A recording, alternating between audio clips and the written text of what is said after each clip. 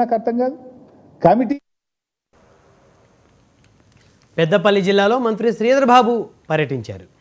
అక్కడ నిర్వహించిన ఇందిరాశక్తి సంబరాల్లో పాల్గొన్నారు. 10 ఏళ్లలో బీఆర్ఎస్ హయాంలో మహిళలను మీటింగుల కోసమే తీసుకువెళ్లేవారన్నారు. తమ ప్రభుత్వం సశక్తి మహిళా సంఘాలతోనే అభివృద్ధి చేసి చూపిస్తామని తెలిపారు. 26,000 కోట్ల రూపాయలు కేటాయించి మహిళలకు రుణ సౌకర్యం కల్పించాలని మంత్రి వెల్లడించారు.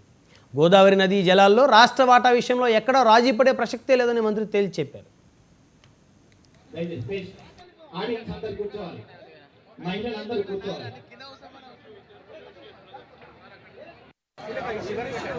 ఒక చీకటి ఈ పారదోలాలంటే వెలుగు కావాలి. అలాంటి వెలుగును జ్యోతి ప్రక్షణ ద్వారా వెలిగించి మీ జీవితాల్లో వెలుగును నింపుదామని ఈ సందర్భంగా కోరుతున్నాం. తెలంగాణ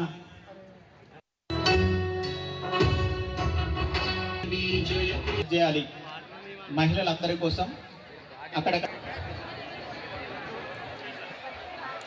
ఆనాడున్న ముఖ్యమంత్రి గారు, ఆనాడున్న టీఆర్ఎస్ ప్రభుత్వం ఈ రోజు వారు ఏది చేయనట్టు మాట్లాడుతా ఉన్నారు. కానీ వారు ఏది చేసినా చేయకున్నా ఈ రోజు ముఖ్యమంత్రి గారు మేము ఈ ప్రాంతానికి సంబంధించిన శాసనసభ్యులుగా గోదావరి నది జలాలు ఒక్క బొట్టు కూడా మన ప్రాంత రైతులకు చెందకుండా మన హక్కులు కాపాడే కార్యక్రమాలు చేస్తూ మనకు రావాల్సిన నీటి లభ్యత మనకు అందుబాటులో ఉండేటట్టు చేస్తూ కేంద్ర ప్రభుత్వంతో విధానాలకు సంబంధించిన అంశాలను ముందుకు తీసుకెళ్లే ప్రయత్నంతో ముందుకెళ్తాము. ఎక్కడ కూడా రాజీ పడనక్కర్లేదని ముఖ్యమంత్రి గారితో పాటు వేదికపై ఉన్న మా గౌరవ సహచరుల మంత్రివర్గులతో పాటు మా శాసనసభ్యులందరూ కూడా మనవి చేస్తా ఉన్నాం. బంకచర్లకు సంబంధించి ఈ రోజు ఎట్టి పరిస్థితుల్లో దాన్ని ఒప్పుకునేది లేదు. మనకు నీటికి సంబంధించి, నీటి అంశాలకు సంబంధించి, గోదావరి నది జలాలకు సంబంధించి ఈ రోజు మన వాటా ఏ విధంగా ఉండాలో అంతవరకు వాటాని తప్పకుండా తీసుకుంటాం. ఈ ప్రాంతానికి సంబంధించిన నీరు ఇక్కడ అందిన తర్వాత మరి ఇతర ప్రాంతాలకు పోవటమో లేదో కేంద్ర ప్రభుత్వం నిర్ణయం. ఈ రోజు మనం వారు చేసినట్టు కాళేశ్వరం ప్రాజెక్ట్ ఏమో ఈడ కడతారు, ఇతర ప్రాంతాలకు పోవడానికి మాకేం ఇబ్బంది లేదు. కానీ కాళేశ్వరం పరిసరాల ప్రాంతాలకు సంబంధించి ఈ రోజు అటున్న మంత్రిని గాని, ఇక్కడ ఉన్న పెద్దపల్లి గాని, పక్కన ఉన్న మా రామగుండం గాని ఎక్కడ కూడా ఒక నీటి బొట్టు కూడా ఇవ్వకుండా కాళేశ్వరం ప్రాజెక్టు 1,00,000 కోట్ల రూపాయలతో కట్టి వారు ఎక్కడికి తీసుకెళ్లే కార్యక్రమం చేసిండ్రో చూసి కూలిపోయిన డ్యాంలకు సంబంధించి ఈ రోజు గొప్పగా మాట్లాడుతా ఉన్నారు. ఈ రోజు యొక్క పరిపాలన చేయడం జరుగుతా ఉంది. కేవలం మాటలు కాదు, మన ప్రభుత్వం వచ్చినటువంటి 48 గంటల్లోనే మహిళలకు ఆర్థికంగా భారం పడకూడదంటే మరి కనీసం వాళ్ళు అమ్మగారి ఇళ్లకు వాళ్ళకు నచ్చిన గుడికి నచ్చిన ప్రదేశం పోవాలంటే వాళ్ళ మీద భారం పడకూడదు. వాళ్ళ కోరికలు మొక్కులు బిడ్డల దగ్గరికి, కొడుకుల దగ్గరికి, హాస్టళ్ళకి వెళ్ళాలంటే అని ఉచిత బస్సు ప్రయాణం పెట్టడం జరిగింది.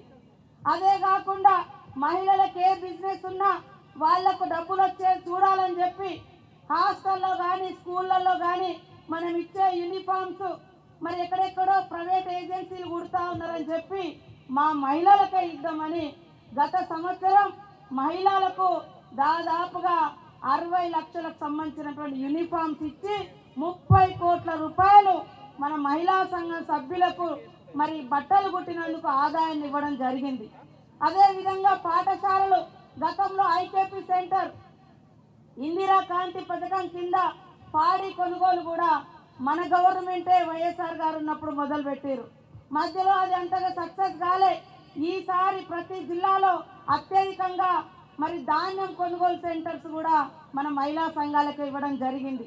జిల్లా హెడ్ క్వార్టర్లో ఇప్పుడే పెద్దపల్లి మరి కలెక్టరేట్కి పోయినప్పుడు అక్కడ మన సెర్పు వాళ్ళు కలిసిర్రు, మన మహిళా సంఘాల వాళ్ళు కలిసిర్రు. అమ్మ ఇక్కడ మేము ఇందిరా మహిళా క్యాంటీన్ నడుపుతున్నాం అన్నారు. అదే కాదు, ఆ క్యాంటీన్కు ఇక్కడ ఉండేటువంటి హాస్పిటల్స్కి ఇచ్చే ఫుడ్ కూడా వాళ్ళకి ఆర్డర్ ఇవ్వడం జరిగింది. అదేవిధంగా ఉచిత బస్సే కాదు, బస్సుకు ఓనర్లను చేయడం జరిగింది. ఇలా 1,000 కోట్ల రూపాయలు ఉన్న ఆదాని అంబానీ నడిపించే